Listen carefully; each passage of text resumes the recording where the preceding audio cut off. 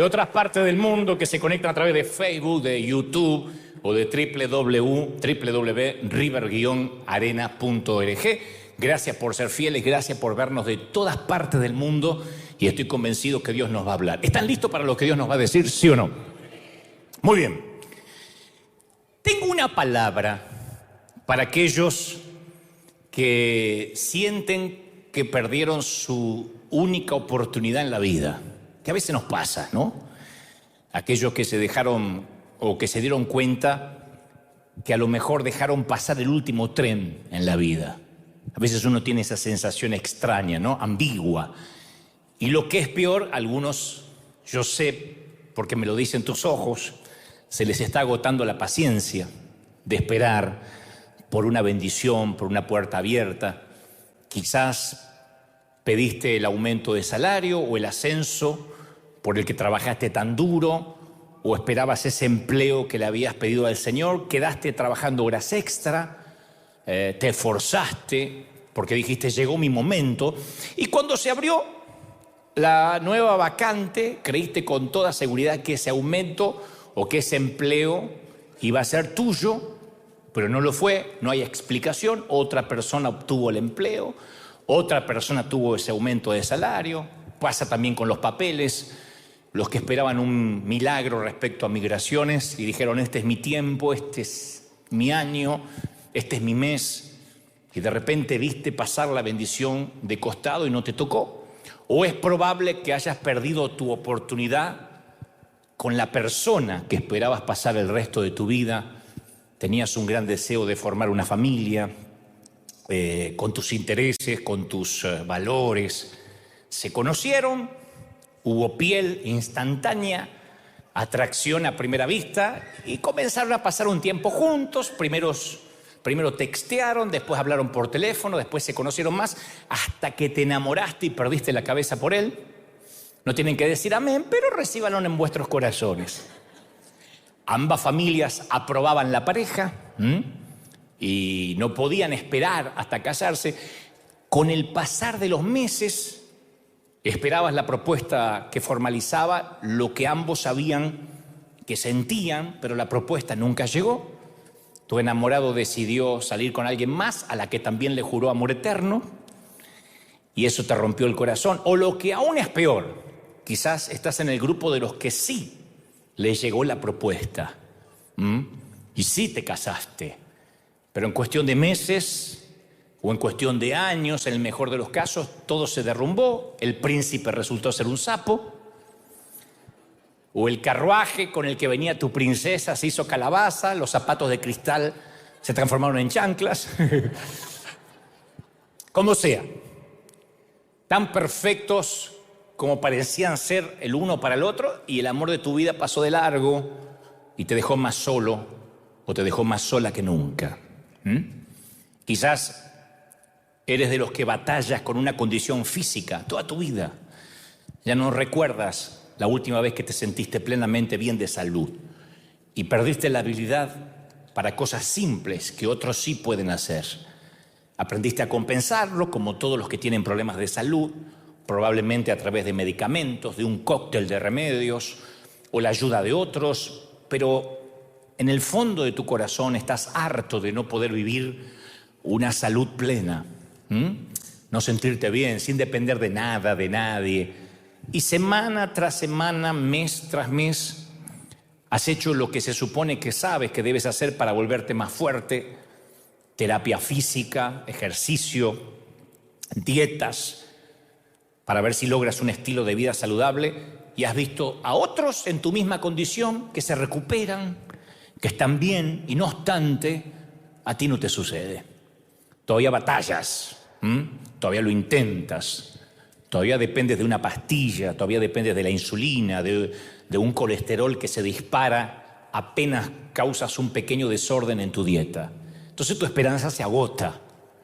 Seas que estés en cualquiera de estos grupos, y hay más para mencionar, pero tu tanque emocional empieza a agotarse, está casi vacío, y en secreto tienes el temor de que a lo mejor ya es demasiado tarde. Mi mamá solía decir: a lo mejor se me pasó el cuarto de hora, que era una frase muy argentina para hablar de eso, de perder el último tren. ¿Y piensas que perdiste ya tu última oportunidad? ¿O se te estaba escurriendo el tiempo entre los dedos como arena húmeda, y con él la edad fértil para quedar embarazada? Y entonces consideras seriamente de que la vida no te da esperanza de que algo pueda cambiar a esta altura, ¿no? Y ya sea que tengas 30, 40, 60, ya empezaste a tachar de tu lista la mayoría de los sueños que tenías porque negociaste con la vida y no llegas. A todos nos pasa en algún momento. Cuando tenemos 7, 8 años podemos pensar que vamos a ser astronautas o policías, o que podremos ser actores de Hollywood o bailarinas, el caso de las chicas, tantas cosas. Y a medida que uno va creciendo, uno tiene golpes de realidad donde va tachando primero los sueños que van a ser relativamente imposibles y finalmente uno negocia con la vida. Y se da cuenta que a determinada edad uno tiene que tener sueños más concretos, más prácticos. Y te da como estupor saber que quedan poquitos, porque uno no puede volver atrás, porque el tiempo, como digo, siempre es un gran timador que nos hace creer que podemos hacer mañana lo que debimos haber hecho ayer.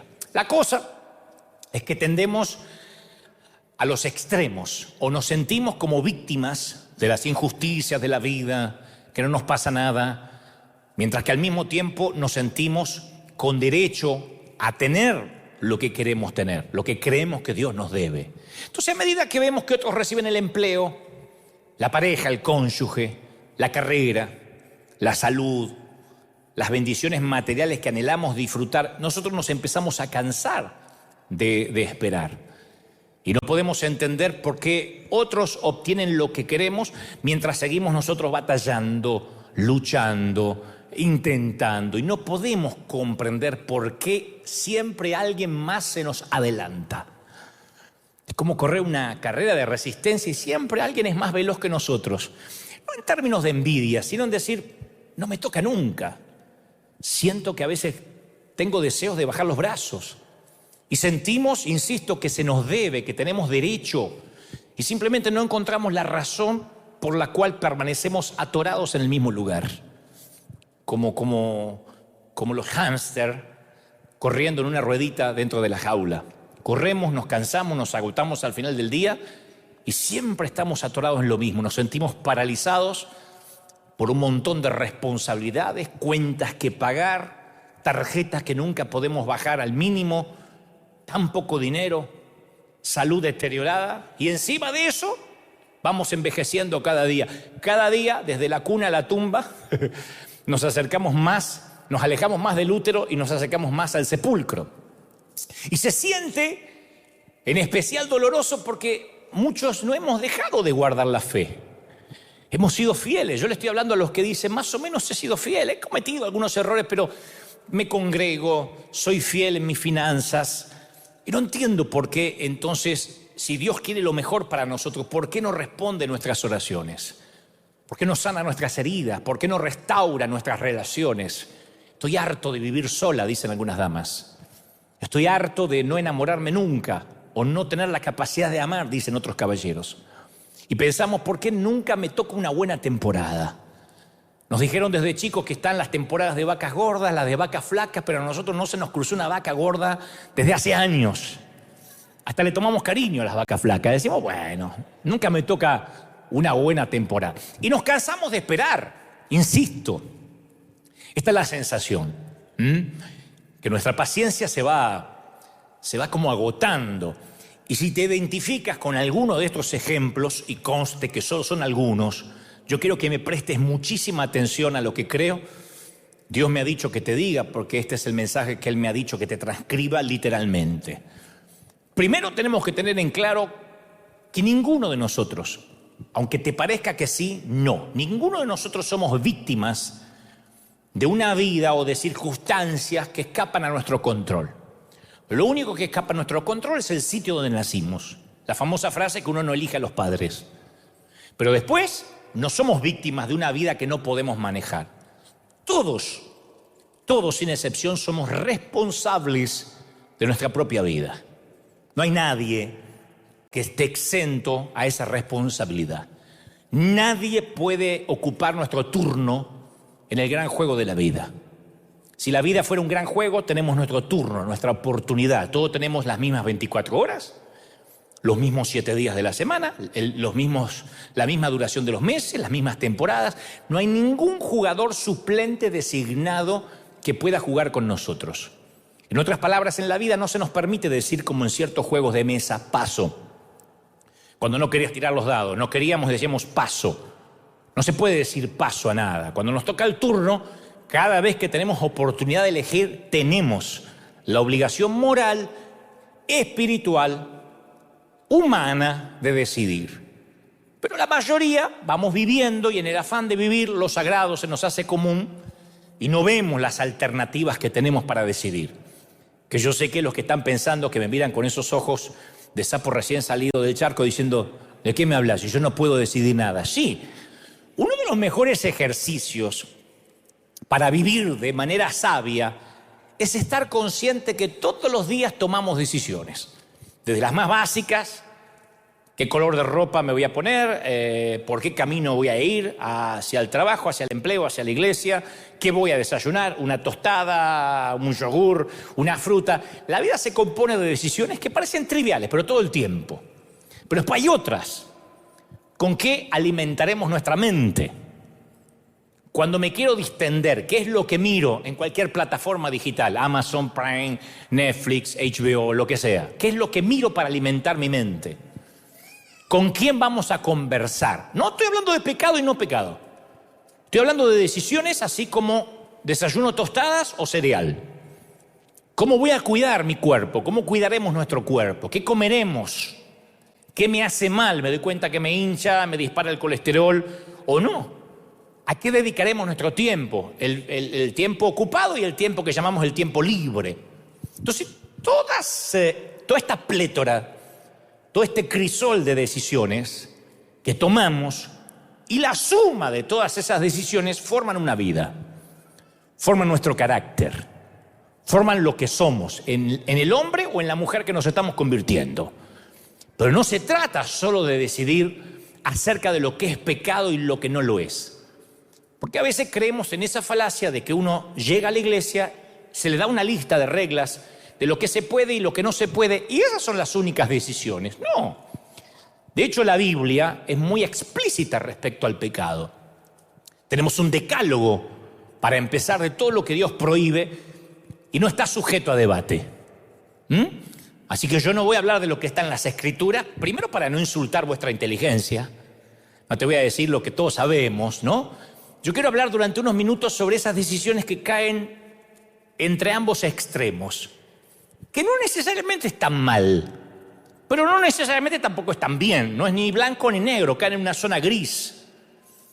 Yo siempre me pregunté, ¿qué hay de aquellas cosas que la Biblia hace silencio? Y no sabemos si estamos decidiendo bien o estamos decidiendo mal, porque hay cosas que no son explícitas. Hay cristianos que no comen ciertos alimentos porque dicen que es pecado mortal. Hay gente que dice que comer cerdo es pecar. Para mí, el que no come carne argentina está cometiendo un pecado imperdonable. Otros afirman que tomar vino es un pecado y los respeto.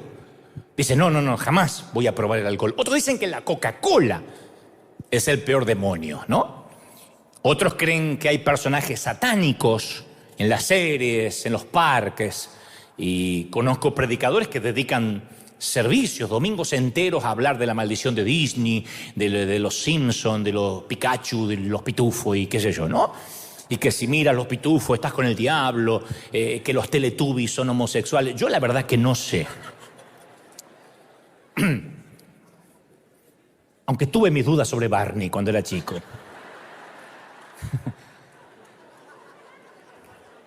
Viste que compartimos todas las dudas, ¿no? Es como Batman y Robin. Entonces, en mis tiempos, cuando yo era muchacho, el fútbol, por ejemplo, era un pecado terrible. No podíamos participar de la Santa Cena si habíamos mirado fútbol o si habíamos jugado al fútbol, porque el pastor que yo tenía, brasileño, decía, eu sou 22 tipos corriendo tras la cabeza del demonio.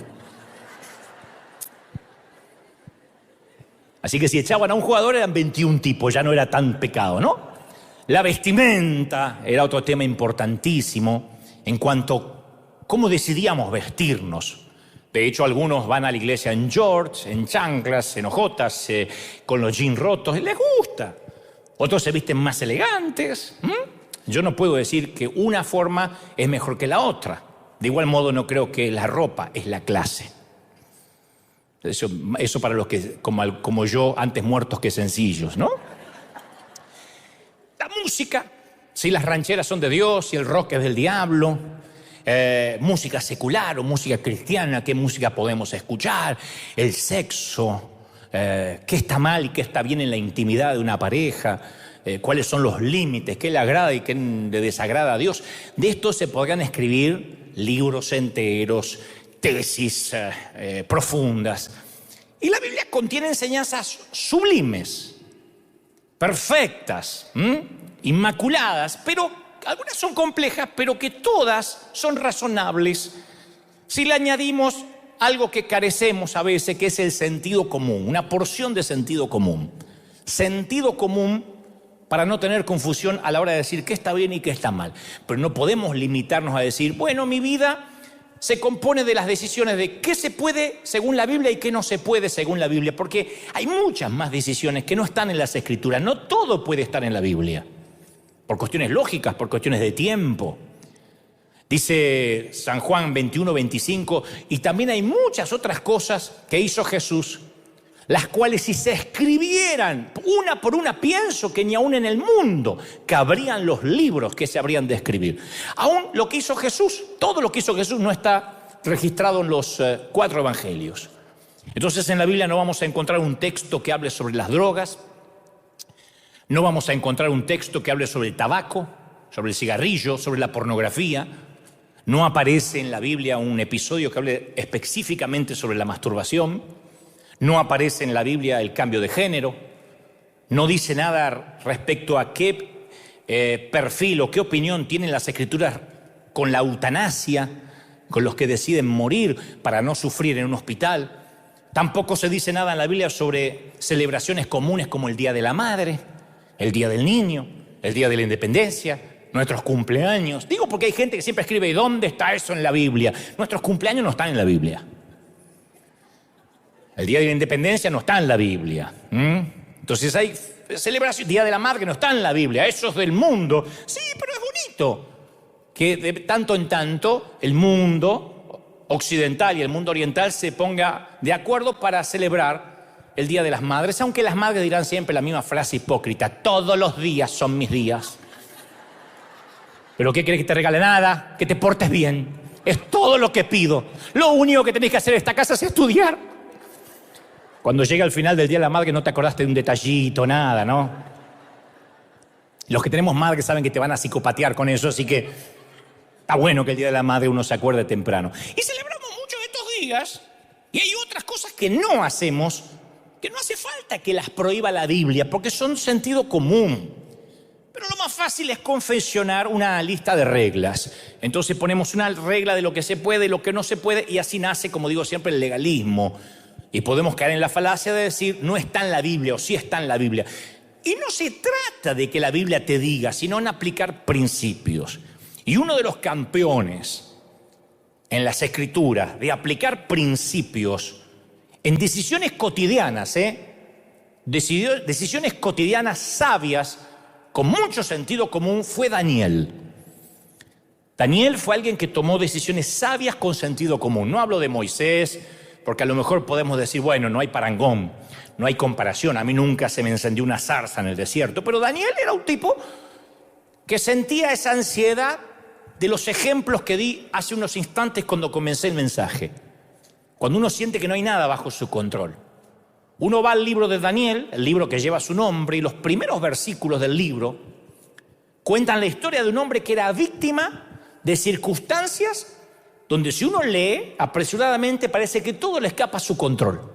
No controla nada, así como el que no controla la salud, no controla que no se puede enamorar, no controla que su cónyuge le fue infiel. De igual modo Daniel no puede controlar nada. El rey Nabucodonosor conquista su tierra, lo lleva a él y a otros muchachos al exilio de Babilonia. Y Daniel, en pocos versículos, pierde su libertad, su casa, su hogar, sus amistades, por consecuencia, la condición de ser parte de la nobleza de Israel. El tipo tiene que aprender a hablar un idioma extranjero, un idioma que no es de él. Afortunadamente, los que estamos aquí en California podemos hablar español si no somos muy dúctiles en el inglés. La primera vez que pisé este país y llegué a California, alguien me habló en inglés, dije, hey, español, que estamos en California, ¿no? Pero imagina que nadie, estás en, no sé, China, en un país donde no existe el español y tienes que aprender a la fuerza porque no sobrevives. Bueno, de hecho, muchos pasaron por eso, ¿no? Él tuvo que aprender un idioma extranjero, vivir y morir en un lugar que nunca soñó estar ni quiso estar. De hecho, es tan grave lo que le pasa a Daniel que perdió su nombre, porque su nombre hebreo era Daniel, que significa el Señor juzgará. Daniel.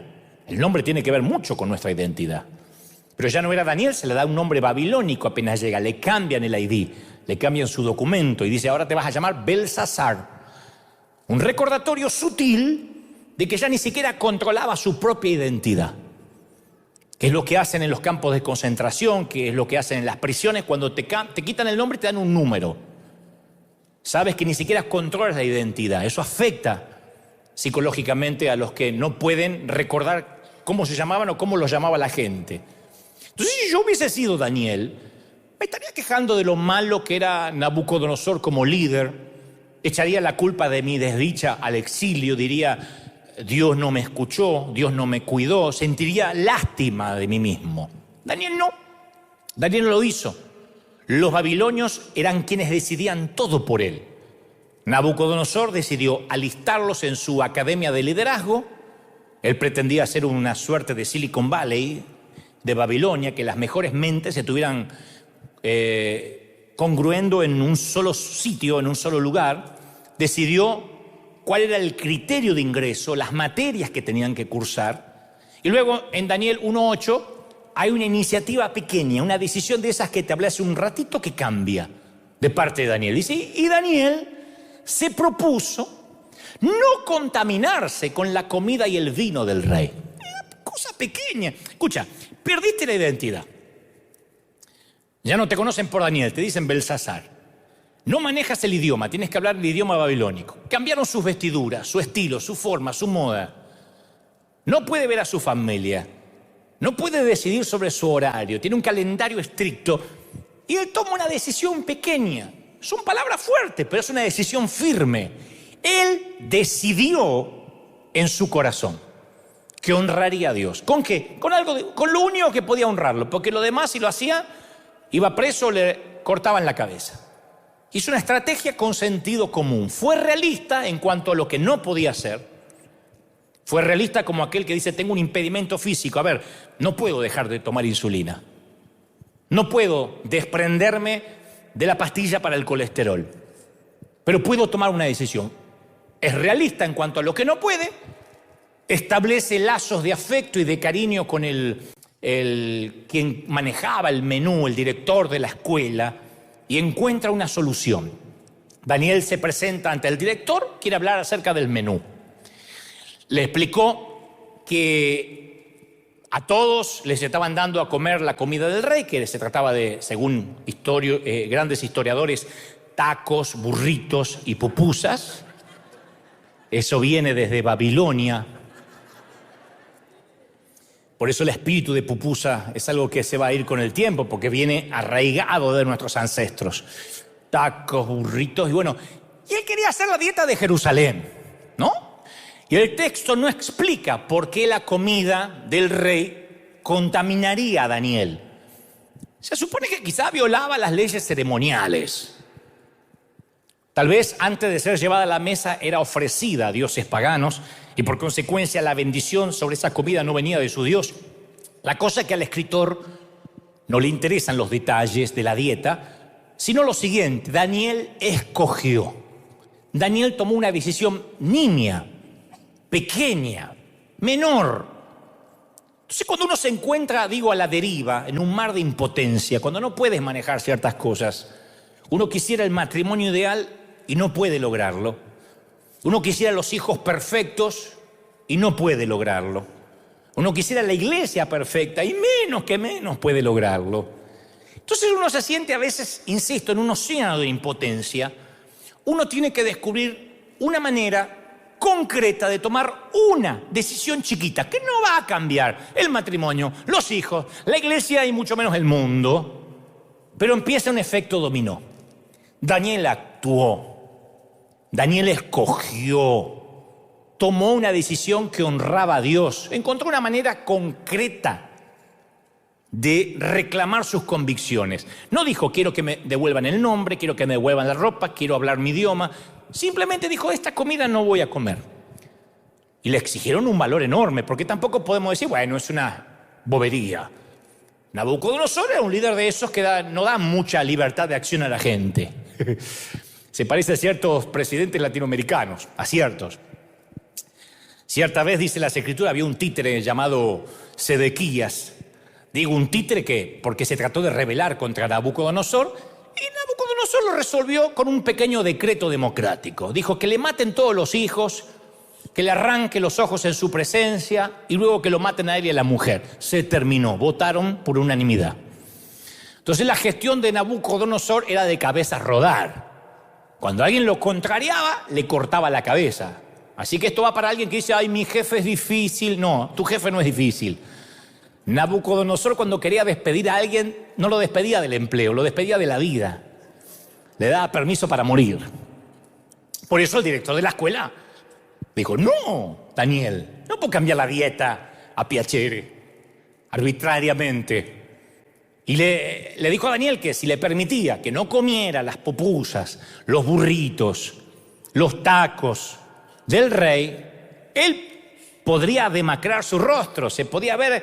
se iba a ver su raquitismo, su falta de alimentación, y el rey me va a cortar la cabeza a mí, dijo el director del colegio. Y Daniel pensó para sus adentros, bueno, eso no fue exactamente un sí, pero tampoco fue exactamente un no.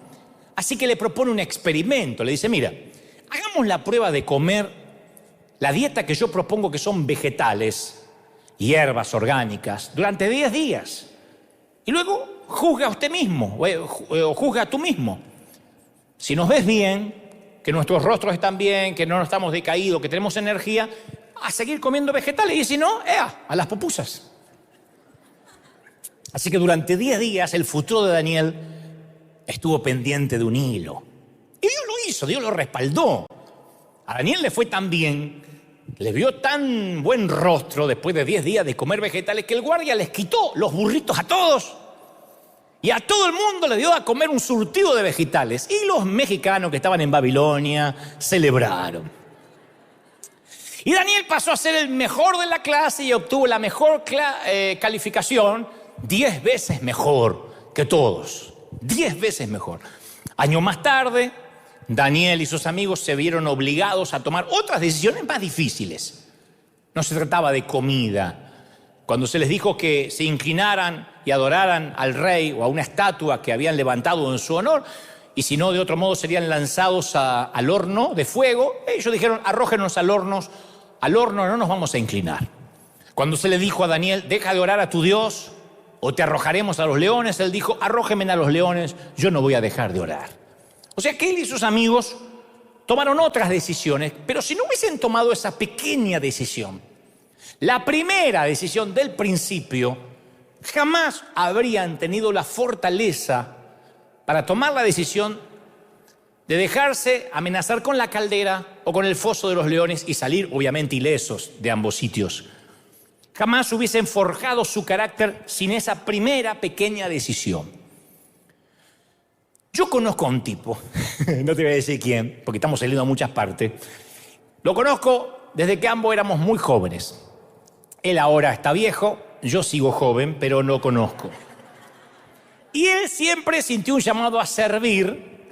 De hecho, sirve al Señor como pastor hispano en una iglesia anglo, pero nunca está feliz. Cada vez que nos encontramos en algún recodo de la vida, a la vuelta del camino, me dice, yo no estoy feliz.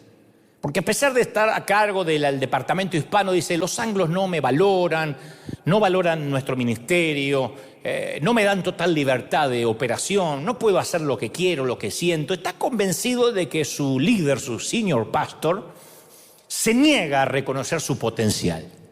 No reconoce sus dones, pero no es una temporada, lleva años así. Yo sé que cuando me encuentro es cenar con la Llorona. Yo sé que es así. Y yo le digo, ¿qué tal, mi viejo, si te buscas otro lugar? Toma el valor, no te valoran. Es muy difícil estar en un sitio en contra de cómo opina la cabeza, el líder. Porque Dios pone una cabeza y Dios honra la autoridad que pone. Entonces es muy difícil decir, estoy en una iglesia para desde abajo cambiar la visión. Estás secuestrando una visión. Es como subirte a un avión y querer secuestrar la frecuencia de vuelo de la aerolínea. Eso es terrorismo en alto vuelo. Y no negociamos con terroristas en ninguna iglesia. Si uno va a una congregación y dice, bueno, yo voy ahí, pero hay cosas que no comparto y a ver si las puedo cambiar. Si no eres la cabeza, no la vas a cambiar. Es así. No estoy defendiendo mi postura de pastor. Digo esto en cualquier iglesia en el mundo. Si no te gusta y no estás a gusto y pasan los años y te estás drenando, vampirizando, toma una decisión. Entonces le digo a este muchacho, ¿por qué no haces un cambio radical? Se te está yendo la vida. Pero no, me dice no. Después que la Llorona se seca los mocos, me dice no. Moverse es muy riesgoso a esta altura.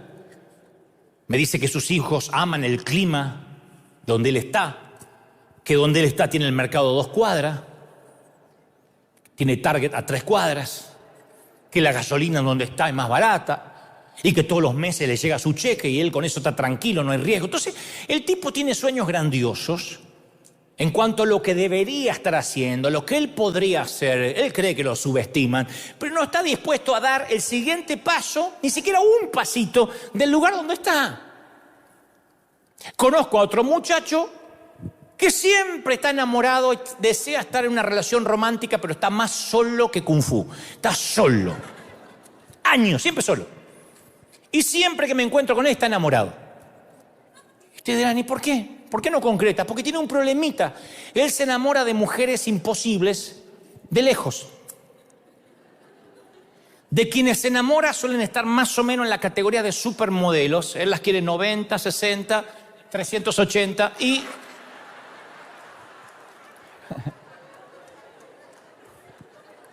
Y él no da en esa categoría. Pues si vos decís, bueno, el tipo es un galán, no, es Brad Pitt. No, uno lo ve y... 90, 60, 90 serían las edades de las chicas que tendrías que buscar. No, el tipo no establece una relación realista.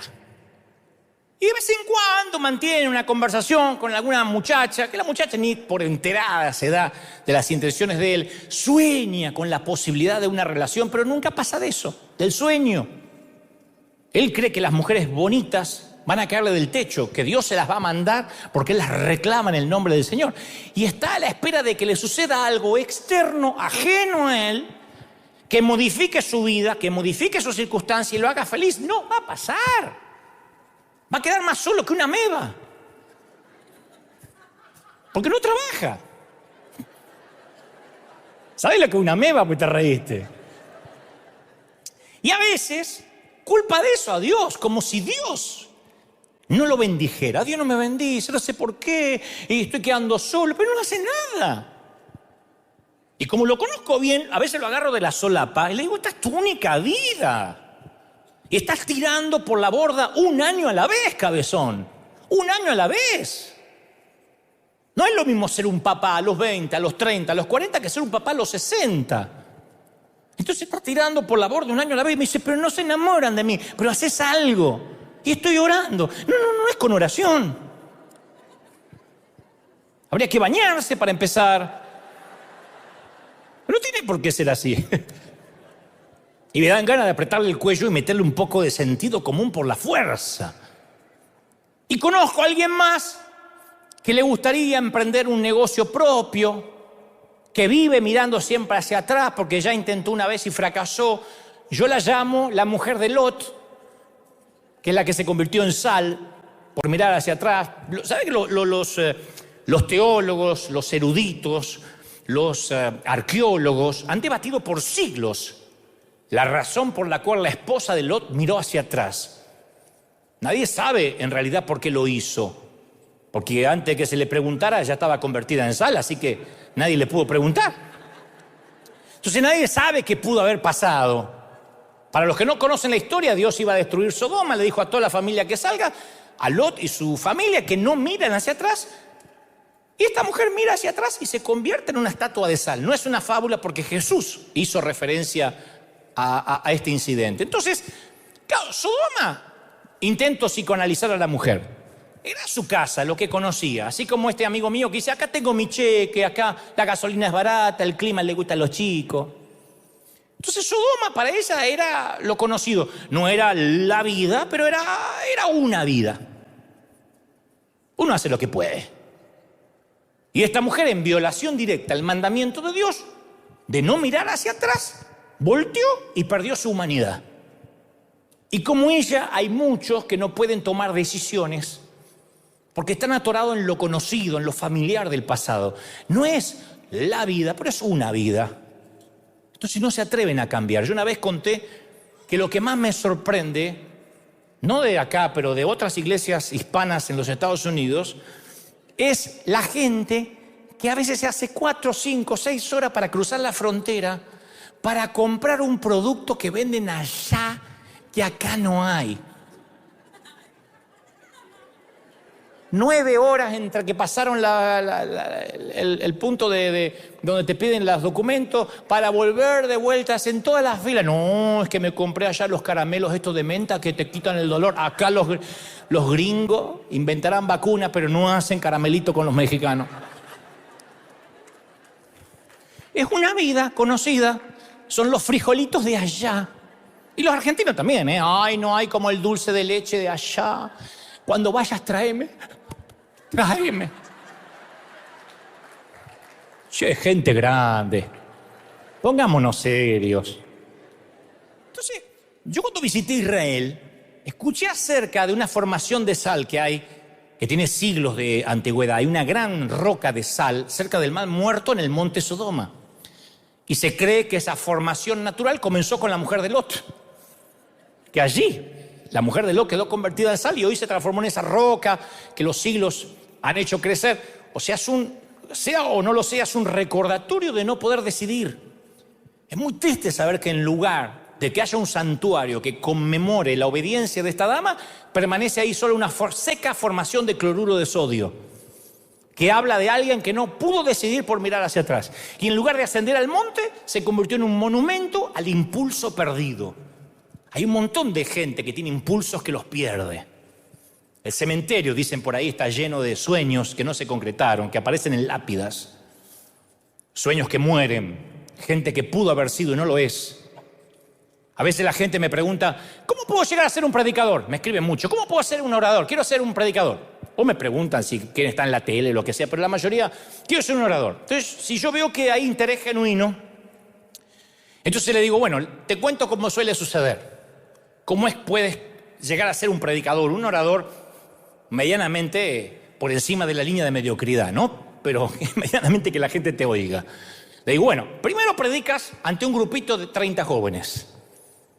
Tienes que estar consciente que 29 se te duermen. El que está despierto tiene la mirada perdida así. Y el loquito, siempre hay un loquito. ¿Qué haces? Vuelves a intentarlo, pero esta vez te escucha el pastor y te dice que no naciste para esto. Que ni siquiera se te entiende lo que estás hablando. ¿Qué haces? Intentas predicar unas 10, 15 veces más. Cuando la gente se entera que vas a predicar tú, de los 30 vienen 3.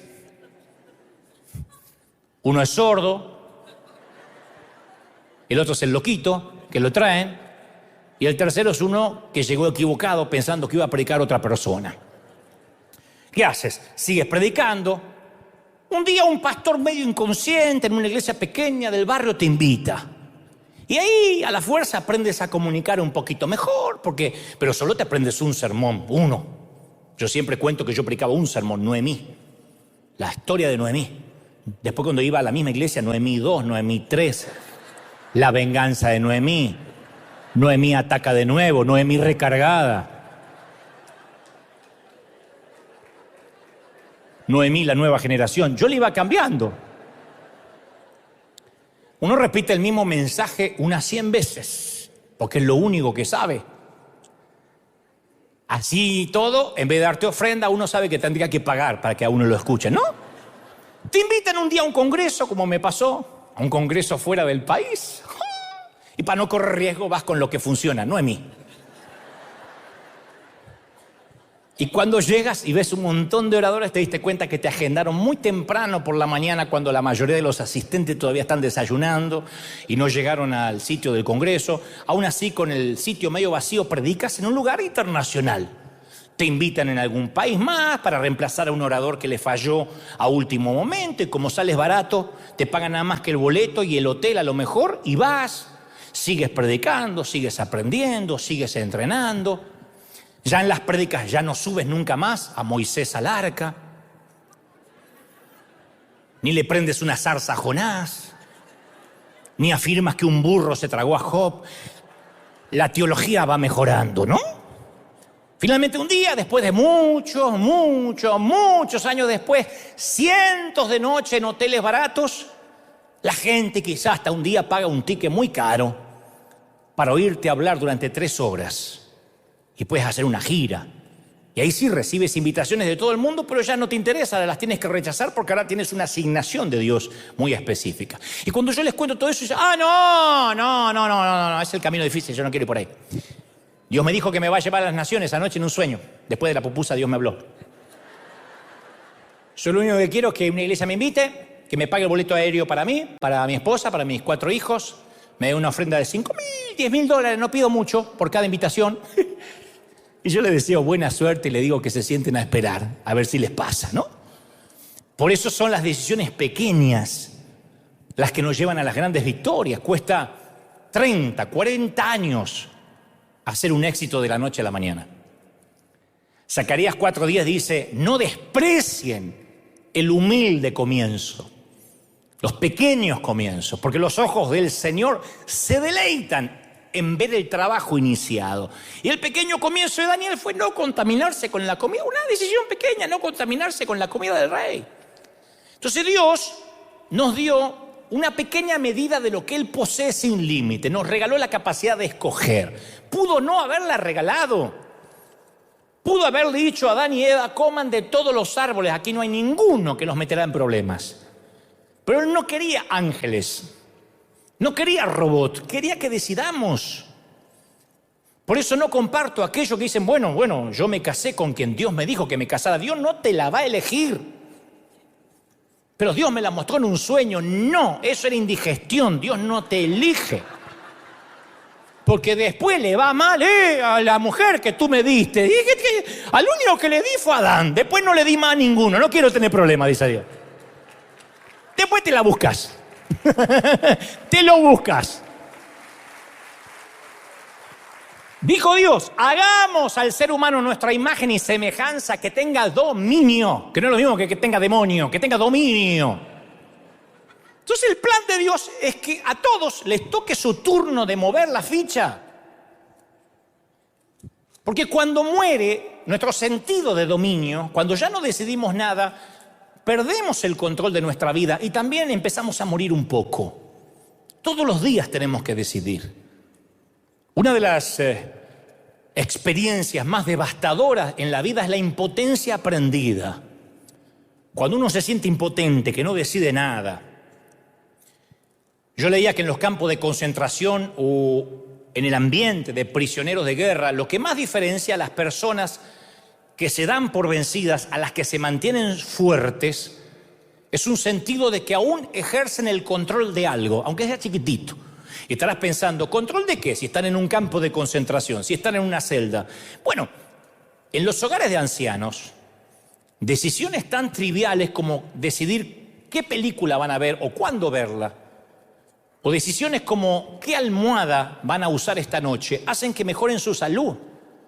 El abuelo que dice, yo voy a dormir hoy con un almohadón de plumas que me lo trajo mi nieto, lo mandé a pedir porque el otro no duermo en paz. Mejora su salud porque todavía está decidiendo algo, aunque lo tengan que llevar al baño o bañarlo.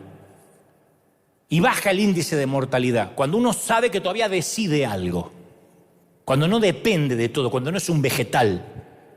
Y hay muchos que están viviendo de manera vegetal, aunque no estén conectados a un respirador, como estos amigos que te conté. Vegetan. Pueden tomar decisiones, saben que están mal en el sitio donde están y se quedan por años vegetando. A mí me cuesta mucho entender a la gente que dice, yo voy a una iglesia pero nunca recibo nada, ahí no me alimentan. ¿Y por qué vas? Y no, porque ahí voy toda la vida. Y así algunos permanecen en sitios donde ya deberían haberse ido hace rato. No es una apología para que la gente se vaya de las iglesias. Digo esto a la hora de un empleo, a la hora de una relación tóxica. Uno tiene que tomar decisiones. Daniel prosperó porque aún en el exilio se negó a creer que era impotente de decidir nada. Y todos, al igual que Daniel, vamos a pasar un tiempo en Babilonia. En algún momento algo no vamos a manejar. Porque eso es la vida. Bienvenidos a la vida real. Hay un momento donde no podemos manejar todo.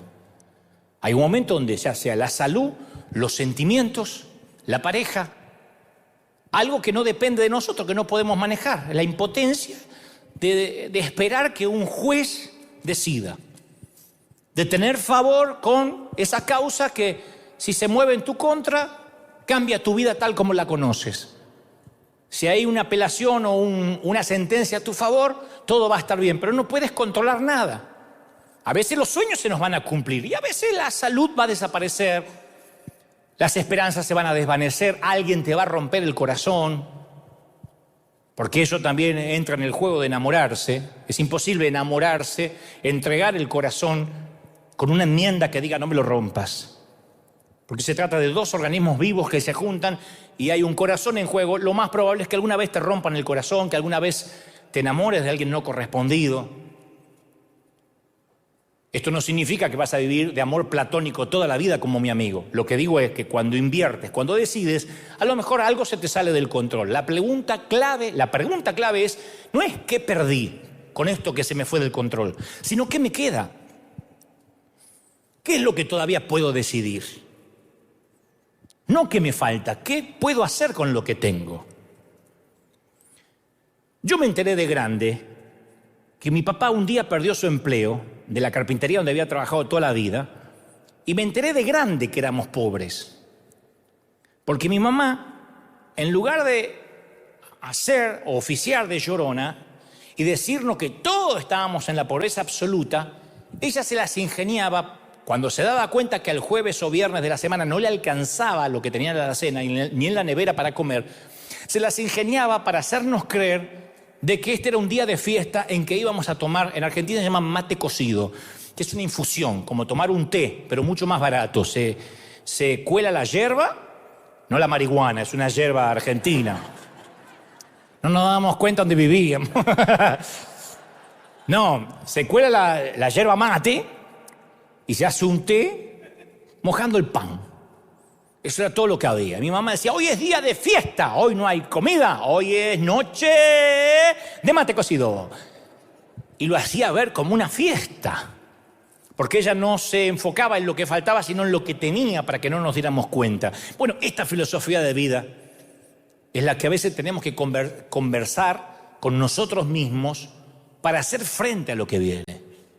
Viktor Frankl era un psiquiatra muy respetado en Viena, que perdió todo cuando los nazis asumieron el poder y le quitaron la casa, su carrera, su libertad.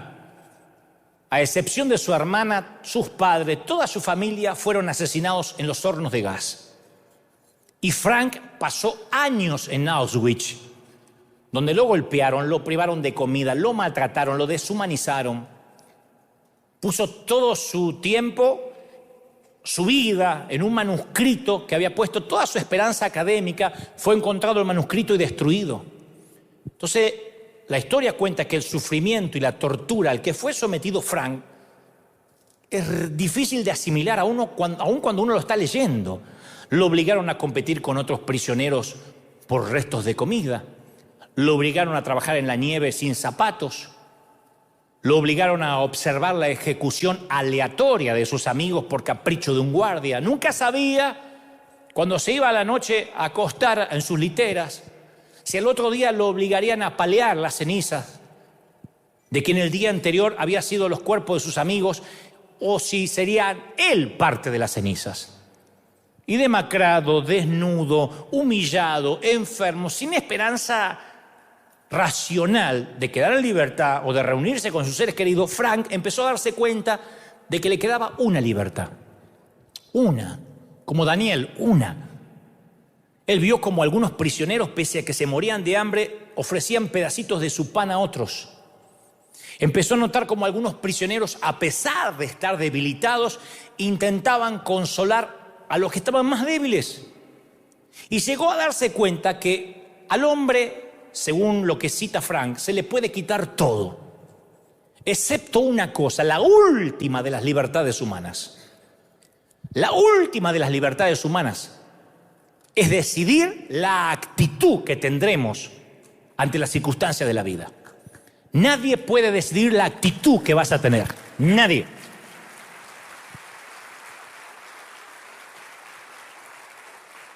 Entonces llega el diagnóstico y te dicen que es metástasis avanzada, que es cáncer. Podemos orar si Dios hace la obra o no, pero la actitud que vas a tomar frente a la premura de que te toca partir en cuestión de meses es una decisión tuya. Puedes pasar los últimos días abrazando a tus hijos, abrazando a tus nietos, sabiendo que lo inevitable puede llegar, o puedes pasarte los últimos días maldiciendo porque tienes cáncer y dejar ese último legado a quienes te rodean. Y allí en ese campo, Frank empezó a tomar decisiones chiquititas. Dijo, todos los días voy a atesorar recuerdos de mis seres queridos. Decidió como médico que iba a brindar ayuda posible, aunque no tenía instrumentos ni medicinas, a los amigos, a los compañeros. Ejerció la libertad de su actitud.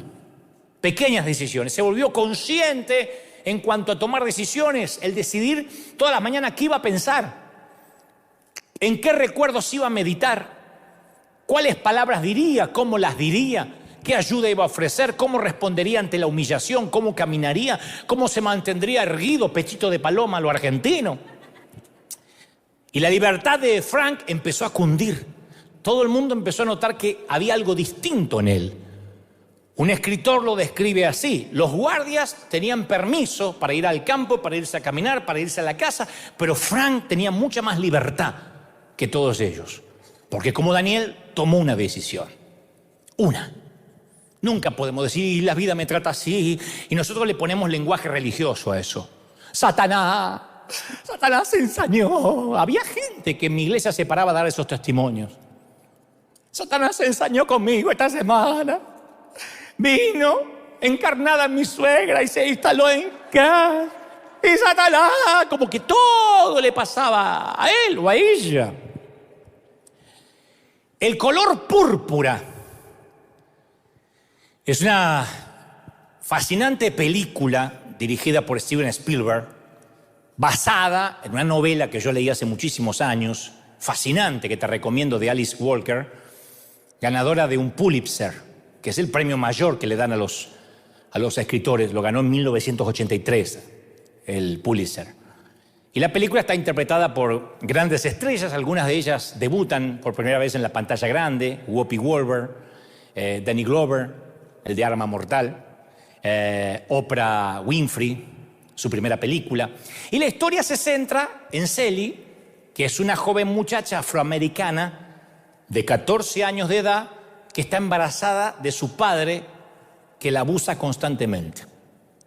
A partir de ahí, ella cuenta su difícil experiencia a modo de cartas que le escribe a Dios durante los siguientes 30 años. Cartas que le escribe a Dios. El padre de Sally la vende en matrimonio a un hombre que es peor que él, que la maltrata física, psicológicamente, sexualmente durante la mayor parte de su vida. Y hay mucho simbolismo en toda la historia, porque al principio ella le escribe las cartas a Dios imaginando que Dios es un hombre blanco, Y por consecuencia lo ve como a sus amos, como a su padre, como a su esposo, distante, feudal, y le escribe a Dios con cierta distancia, ¿no? Sus escritos son díscolos, son álgidos, porque no puede abrir su corazón, pero le escribe a Dios. Pero ella va cambiando, no te voy a contar ni espolear la historia, pero al final del libro, ella recobra su fe, recobra su espiritualidad y su libertad. Entonces las últimas cartas ya no le escribe a Dios como si fuese un hombre blanco. Ahora, cuando le escribe a Dios, dice, bendito universo, bendito sol, bendita luna, bendito árbol, porque Dios es todo. Y ahí el color tiene un simbolismo muy significativo, porque al principio Celi, cuando está abusada, cuando está triste, cautiva, por su padre primero y luego por su marido, se siente invisible y solo se viste de negro. Que no es mi caso, me visto de negro porque me gusta y porque me quita libras. Sin embargo, al final del libro, después de que ella ha ganado la libertad de sus opresores, ella se viste de púrpura. Porque ella quiere pasar advertida, quiere que ahora la vean. El color púrpura es un color muy llamativo, el morado.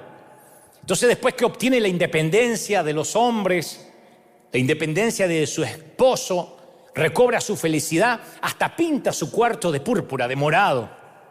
Y el púrpura es el color de la realeza, el color de la libertad, porque la primera sustancia, color púrpura, que se conoció en la historia fue a partir de un molusco, probablemente el calamar, que era tan costosa su extracción que solo los ricos y la realeza podían acceder a ese tinte que produce el color morado. Entonces San Marcos en las Escrituras habla del manto púrpura que le pusieron a Jesús los soldados romanos como una burla a sus pretensiones de rey. Si le pusieron una corona de espinas, el manto púrpura no podía faltar. ¿Te consideras rey? Bueno, siéntete rey de los judíos. Y la Biblia, volviendo a nuestra historia, habla que en cierto momento el hijo de Nabucodonosor, ya Nabucodonosor que tomó cautivo a Daniel y los muchachos, estaba muerto. El hijo, Belsasar, estaba turbado por una visión que había tenido. Estaba un día en la casa y aparece una escritura, una mano que escribe en la pared. 3 palabras que no sabe qué significan. Mene, mene. Bueno, 4 en realidad. Mene, mene, tekel, uparsin. Y él no sabe esta interpretación. Y alguien le habla de Daniel, que fue considerado ser 10 veces mejor. Y dice la Biblia, Belsasar llama a Daniel. Daniel le da la interpretación. Pesado ha sido en balanza y ha sido hallado falto. Esa misma noche Belsasar muere. Porque es una sentencia divina de Dios que Daniel le revela. Pero antes Belsasar ordenó que vistieran a Daniel de púrpura y le pusieran un collar de oro al cuello y que él tenía la autoridad como tercero en todo el imperio, en todo el reino. De modo que Daniel, aun cuando lo perdió todo, obtuvo un atuendo de libertad, de realeza, en un sitio donde él pensaba que iba a morir cautivo, sin decidir nada. Pero no puedes obtener un manto púrpura si no tomas decisiones pequeñas como la que él tomó cuando adolescente de no comer la comida del rey. Decisiones chiquitas que tienen que empezar con nuestros hijos, con nuestros jóvenes. Yo voy a decir esto una sola vez y no lo voy a repetir. Si alguien en alguna parte del mundo todavía me considera el pastor de los jóvenes, a pesar de que tengo mis años, yo estoy viendo 2 flagelos alarmantes en los jóvenes que me aterran. Una es una tendencia a lograr las cosas con 0 esfuerzo. No sé si es culpa nuestra, de los padres, que no queremos que nuestros hijos sufran, que no queremos que se traumen, que le compramos el celular nuevo porque si no al nene le agarra el ataque. No sé qué nos pasa, que si no le pongo un iPad nuevo que se le rajó el vidrio, el nene no puede respirar y no está oxigenando bien. No sé qué nos pasa. Pero a mí me sorprende que cuando yo tenía 21 años, 22 años, había ya formado una familia. Cuando tenía 26 estaba predicando en un estadio. Y me sorprende a veces ver 34, 40 y pico, unos pelos en las patas así, diciendo, no sé todavía qué hacer. ¿Juego al Mario Bros o a los zombies? Señor. Y número 2, una falta alarmante de hombría en los varones. Va a sonar espantoso, pero lo diré otra vez. Yo veo muchos varones practicando un evangelio afeminado. Veo muy poco macho dando vuelta. Los veo como, ay no, me ofendí, ay no, quiero ser un adorador. Y yo los veo, Señor, llévatelo, ocupa oxígeno de verdad.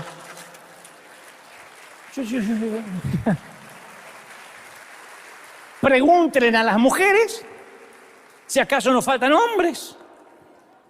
Pero cuando decimos que faltan hombres, estamos hablando de que faltan genitales, porque genitales también tienen los perros y eso no los hace hombres. Estamos hablando de que falta hombría. Quien se pare para, aunque los feministas, las feministas me van a liquidar por esto, pero que se pare a conquistar, a hablar, a pelear por lo que ama, a salir adelante, no esperar que la chica le pague la mitad del café. Entonces, eso es falta.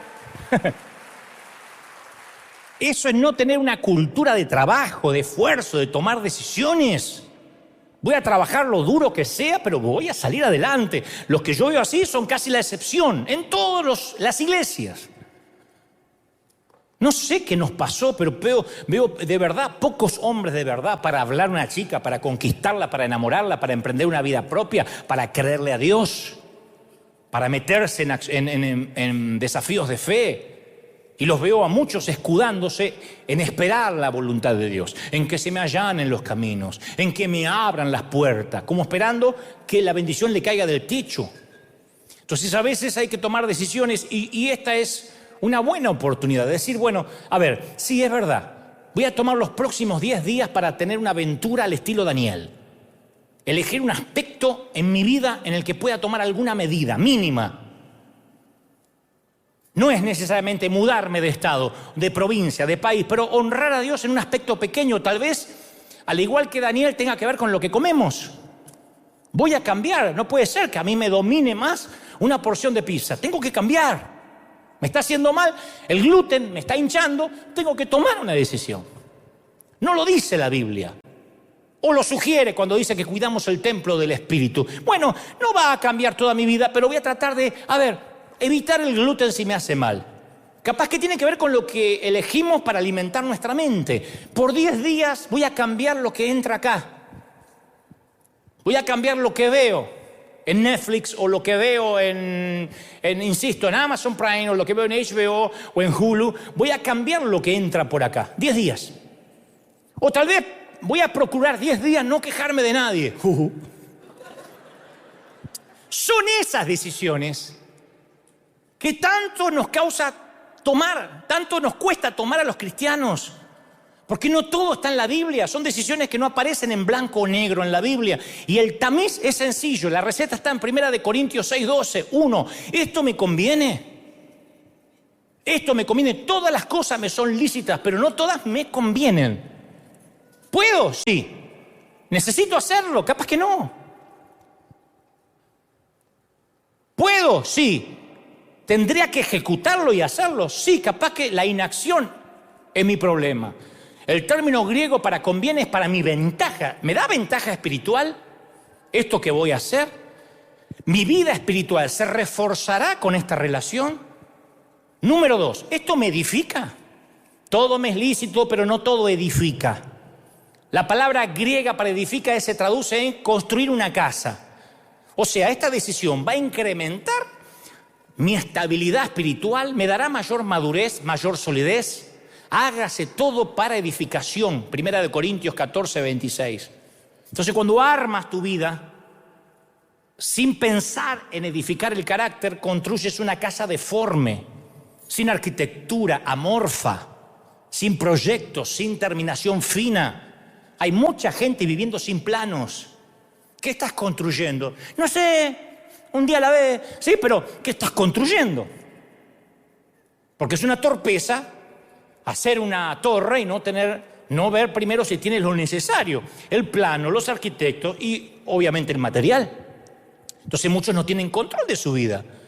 Conozco gente que, cuando hablamos de control, no es necesariamente que caen las drogas. Hay gente que no puede ser puntual en ninguna parte. Por años. No pueden edificar esa parte. Por años. Yo no sé cómo llegan al trabajo, no sé. Pero no hay manera de ordenar su vida para llegar temprano a una cita o a la propia iglesia. Hay gente que no puede. ¿A qué hora es? A las 9. 9:40 llega. Levántate a las 6, 9:50. No hay manera. Otros no pueden administrar el dinero, no pueden edificar esa parte. Y el problema no son los ingresos, es el estilo de vida. Porque si Dios los bendice y aumentan sus ingresos, aumentan las deudas. Y no pueden sembrar, no pueden diezmar. Por mala administración, nunca pueden edificar esa parte. Años y van a vivir endeudados, van a ser pobres en la mente, aunque tengan la cuenta bancaria llena de dinero. Es una pobreza mental, es un estado espiritual. Otros no pueden administrar su dieta. Viven sedentariamente. No pueden, saben que el médico le dijo salga a caminar porque se le tapan las arterias y no puede, le gana la tele, le gana la cerveza. Entonces quieren cosas grandes para Dios. Se está muriendo porque se le está arruinando el templo del Espíritu y no puede salir a caminar media hora, caminar. Porque no es que le dijo el médico fabrique plutonio, camine. No puede. Ay, yo quisiera ser así de delgada. Ay, como quisiera tener el cuerpo de... Pero cuesta. Número 3, esta decisión me va a atrasar. Pablo le dice, el escritor a los Hebreos dice, despojémonos de todo peso y del pecado que nos asedia. Entonces, el peso, yo lo expliqué muchas veces, es diferente al pecado. En cierto nivel ya no vamos a luchar con pecado, sino con pesos que nos suman, que distraen las prioridades. Imagínate un deportista, un jugador de fútbol que antes de salir se emborracha, trasnocha. Bueno, pecó, no va a poder correr ni competir. Pero imagínate otro que se acuesta temprano, toma agua mineral, come verdura, pero sale a correr con botas y un abrigo de lana. Eso se llama estupidez. No pecó, pero tiene un peso innecesario. Entonces, a veces hay que tomar decisiones de, a ver, esta relación me pesa. A ver, voy a revisar el celular. Tengo tanta gente que me escribe que no me suma. No, es que hay que amarla, pero el que se mete a Redentor termina crucificado. Entonces a veces hay que decir, a ver, bloqueado, tengo ese que te llama y te tira su carga verbal. Y uno queda así, queda como el perrito atropellado así porque te habla. ¿Por qué? No es pecado, pero es carga. Esto me domina. 4, todas las cosas son lícitas, pero yo no me dejaré dominar por ninguna. A mí me impresiona, oigan, a mí me impresiona la dependencia que algunos tienen con el celular. Yo he visto a gente contestando en la iglesia, estoy en la iglesia, como si le estuvieran mandando el reporte del Pentágono y Biden no puede esperar. Entonces muchas veces estoy en una reunión, me ha tocado estar en una reunión haciendo algo importante y entra ¡ping! El mensaje en el teléfono que tengo enfrente. ¡Ping! Y el tipo se lanza sobre el teléfono, a ver si se está perdiendo un meme. A veces se mandaron justo una foto del perro haciendo caca y él no lo vio. Entonces quiere verlo. Y contesta de inmediato. Lo veo teclear, sonreír un rato.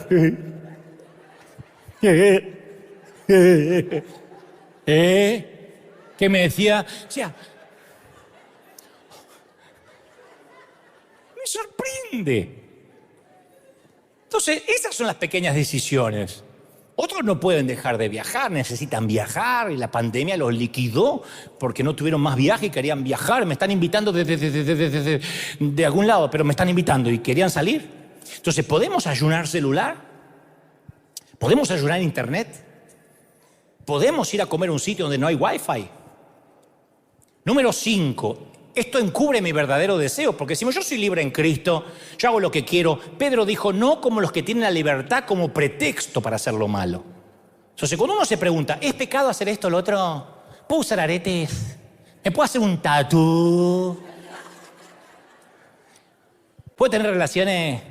¿Puedo pasarme del Barça al PSG?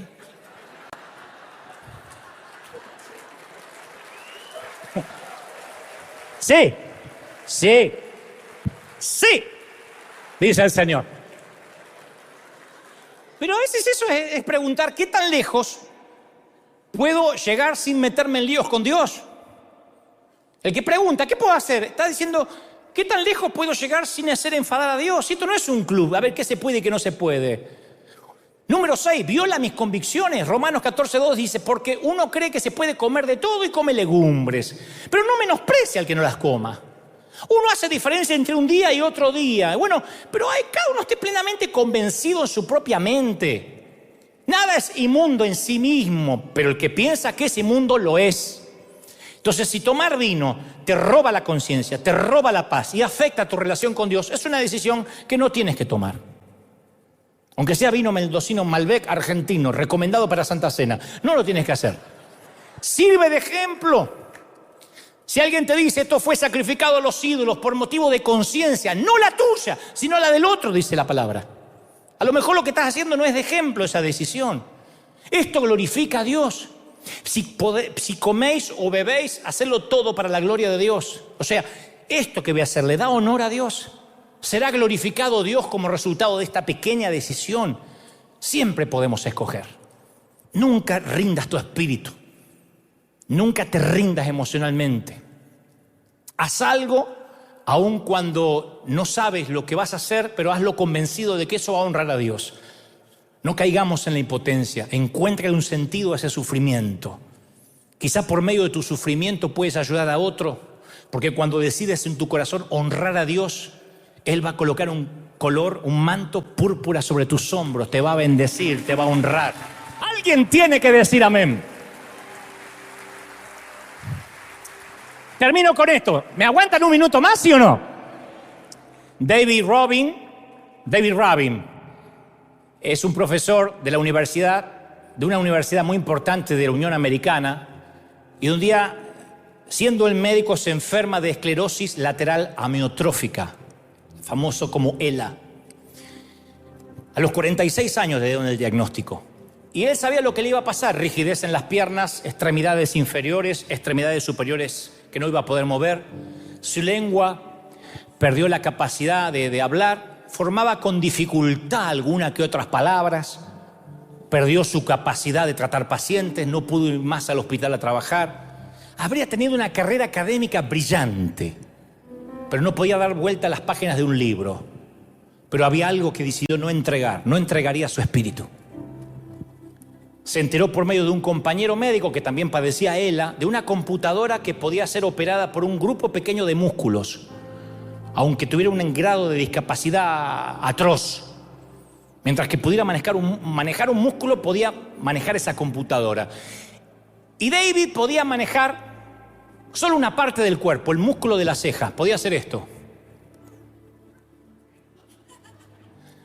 De modo que durante los siguientes años utilizó solo la ceja y así operaba la computadora.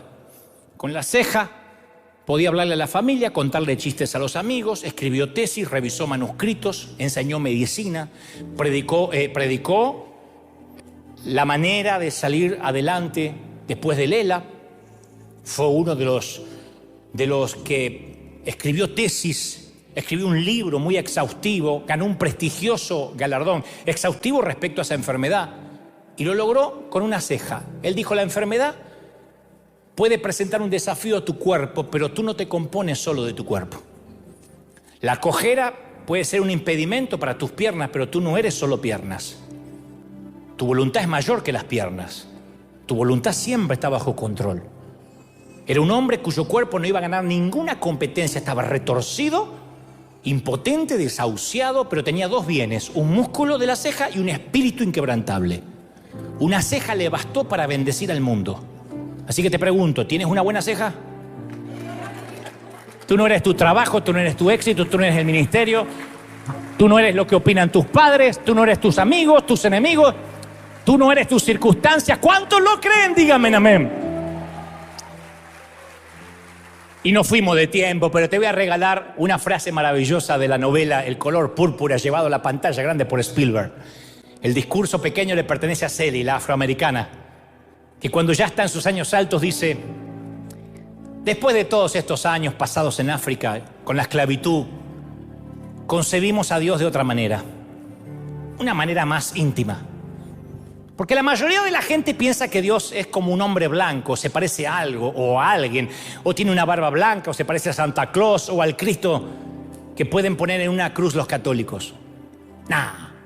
Los africanos no le atribuimos ninguna imagen a Dios, ninguna apariencia. Y eso nos hace sentirnos libres. Cada uno imagina a Dios como quiere. Y yo, dice Celi, me lo imagino creativo, lleno de gracia. Me parece que mi Dios se sorprendería si al pasar por un campo no notaras el color púrpura. Porque cuando Dios hizo el color púrpura, estaba presumiendo de los hermosos colores que Él puede crear.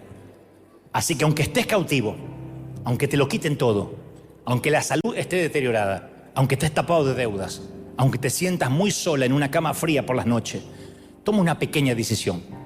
Aunque sea pequeñita, pero al menos toma una al día. Y hazte un favor, sé original. Nadie recordará, dice Celi, una flor amarilla en un jardín repleto de flores amarillas. Pero siempre recordarán al que logró cambiar su color, a la flor que logró cambiar su color a púrpura. Porque siempre que quieras podrás cambiar tu estrella.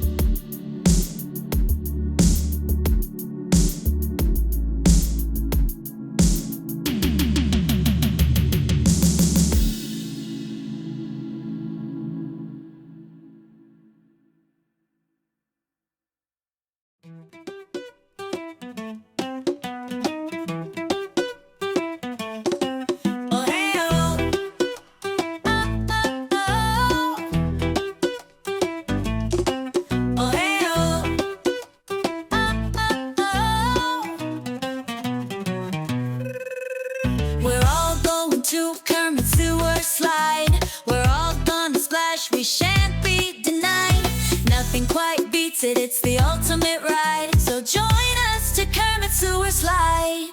Oh hey oh,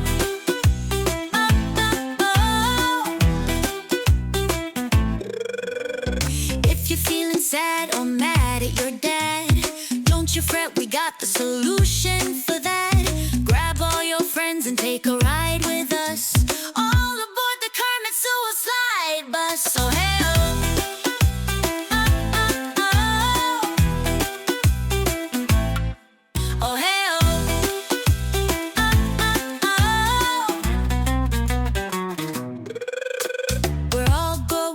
Kermit Sewer Slide, we're all gonna splash, we shan't be denied. Nothing quite beats it, it's the ultimate ride. So join us to Kermit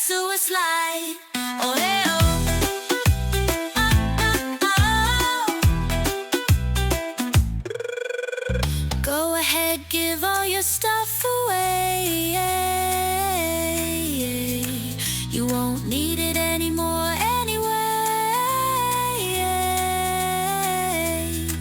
Because once you've taken the suicide route, never again will you cry, will you pout. Oh, hey, oh.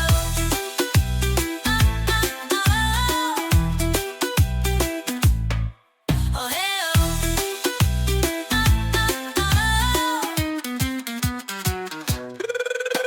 We're all going to Kermit Sewer Slide.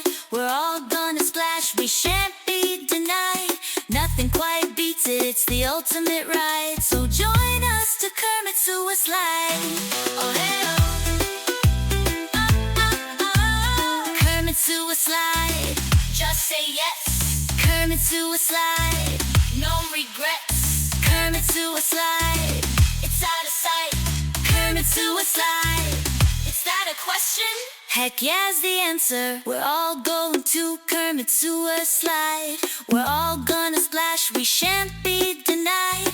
Nothing quite beats it, it's the ultimate ride. So join us to Kermit Sewer Slide.